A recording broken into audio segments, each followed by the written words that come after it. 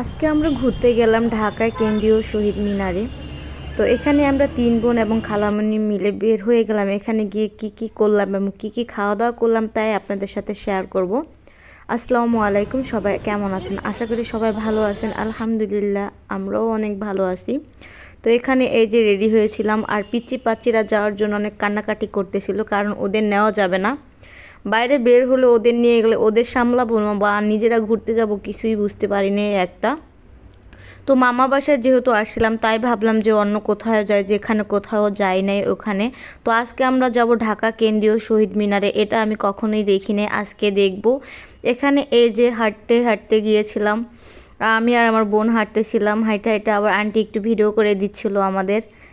তো ফাইনালি এখান থেকে আমরা এই যে বাসার এদিক থেকে বের হয়ে আমরা এখন হলো সিএনজি নিব।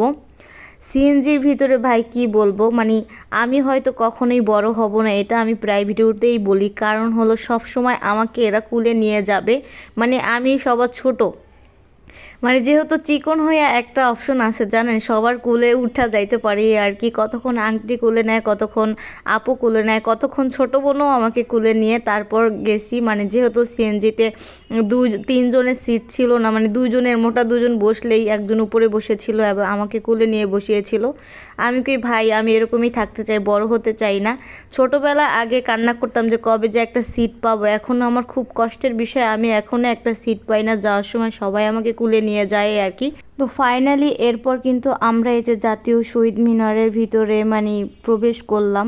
এখানে এসে অনেক বেশি ভালো লাগতেছিল, যেহেতু রাতের বেলা ছিল, মনোরম পরিবেশ ছিল, সবাই বসে বসে কত সুন্দর আড্ডা দিতেছে। এই শহীদের জন্যই তো আমাদের দেশে কত যুদ্ধ হয়েছে, তাই না? কত কষ্ট করেছে আমাদের দেশের মানুষ, যারা এই আমাদের দেশের জন্য জীবন দিয়েছে। আল্লাহ তাদের ভেস্ত নসিব করুক, আমরাও যেন দেশের জন্য কিছু করতে পারি, সেটা জানি কোনো রকম মানে লোভ লালসা ছাড়া হয়। কারণ এখন তো আমরা রাজনীতি করি নিজেদের লোভের কারণ, দেশকে ভালোবেসে করি না। তো এখানে এসে ফার্স্ট টাইম বসে বসে যেহেতু গল্প করব, বাদাম খেয়ে নিচ্ছিলাম। আর বাদামগুলো একদমই ভাজা হচ্ছিল না, কাঁচা ছিল অনেকটাই। তারপরে এখানে মজাদার আইসক্রিম খেলাম। তো এই যে বসে বসে গল্প করতেছিলাম, অনেক বেশি ভালো লাগতেছিল। সবাই মিলে বাইরে বের হলে এবং মজা করলে। তোমার দাদু আছে? আমাদের বাসা যেদিকে যাবা, টাঙ্গাইলপুরে।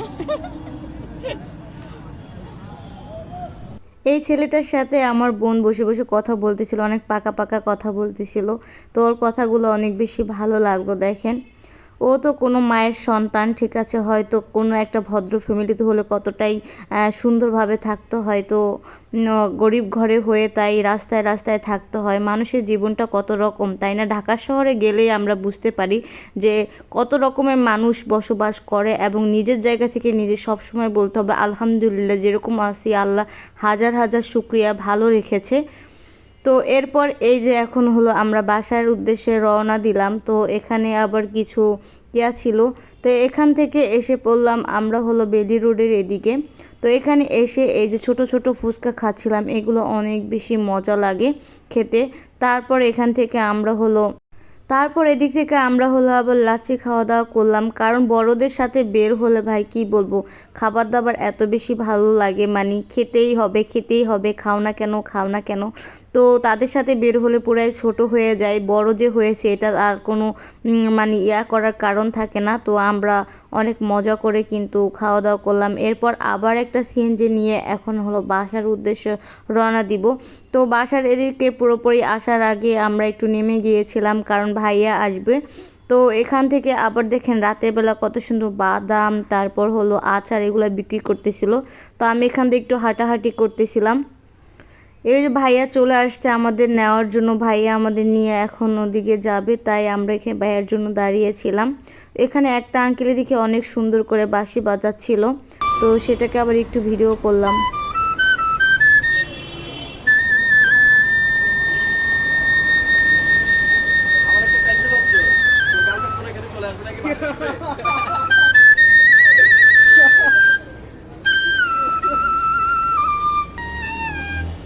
যখনই আমরা বেলি রোড দিয়ে হাঁটতে হাঁটতে আসছিলাম, তখনই দেখি একটা আঙ্কেল এত সুন্দর করে বাঁশি বাজাচ্ছিল, কি বলবো, তার এত সুন্দর সুর, কি বলবো, কোনো কাজে ছোট না। দেখেন সেও কিন্তু মানুষকে বিনোদন দিচ্ছে এবং আনন্দিত করছে, এর কারণে তার কিছু ইনকাম হচ্ছে, সেটাতে তার সংসার চালাচ্ছে।